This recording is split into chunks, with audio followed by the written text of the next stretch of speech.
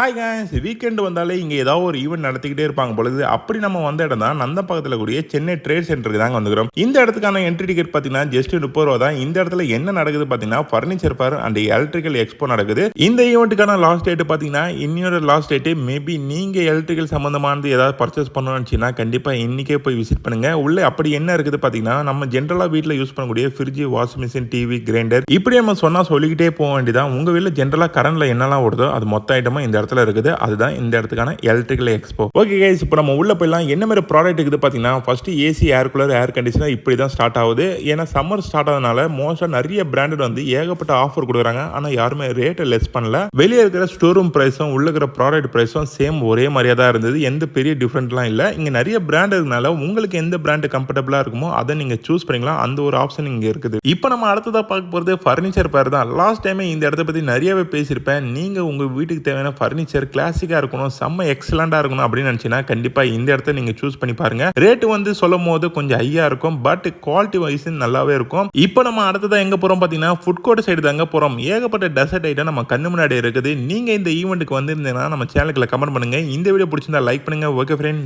பாய்.